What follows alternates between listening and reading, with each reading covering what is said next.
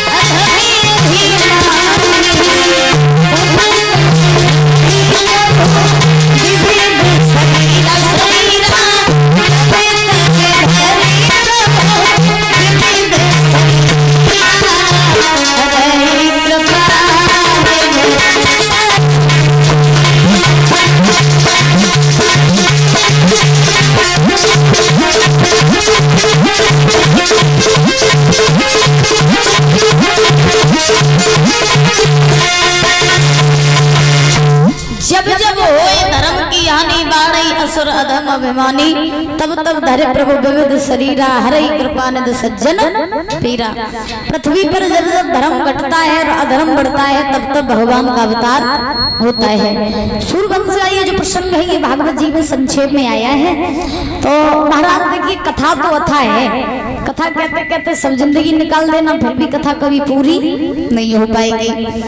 व्यास नंदन श्री सुखदेव जी महाराज जो है आज राजा परीक्षित को कथा श्रवण करा रहे हैं। महाराज सुखदेव जी ने राजा परीक्षित से कहा कि हे राजन परीक्षित, आज तुम्हें कथा को सुनते सुनते 5वां दिवस आ पहुंचा है और जैसा कि श्रृंगी ऋषि ने तुम्हें श्राप दिया था कि 7वें दिन तुम्हें तक्षक सर्प डसेगा, तो अब तुम्हारी मुक्ति के केवल 2 दिन ही शेष रह गए हैं।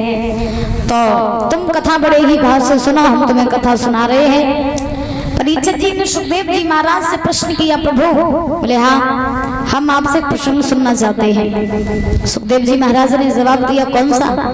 परीक्षित जी ने जवाब दिया, हम वो प्रश्न सुनना चाहते हैं कि द्वापर युग में श्री कृष्ण का अवतार हुआ था, वो श्री कृष्ण जो मेरे दादा परदादाओं के साथ में रहे और रह करके जिन्होंने मेरे दादा परदादाओं को महाभारत का युद्ध जितवाया, तो हम उन श्री कृष्ण का चरित्र सुनने के लिए बड़े ही उत्सुक हैं। तो आप ऐसा करो कि मुझे उनका चरित्र सुना दो।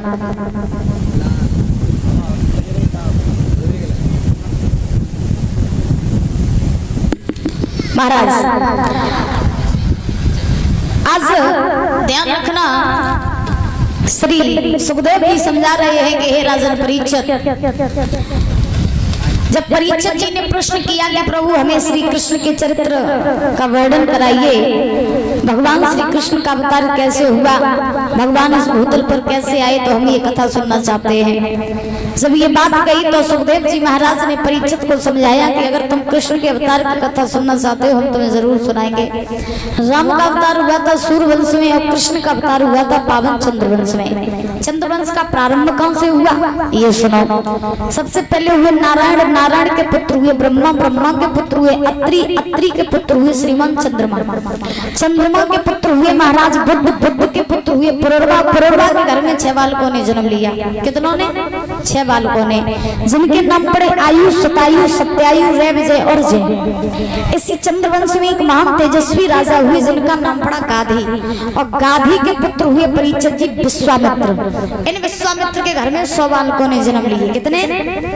100 बालकों ने। और जब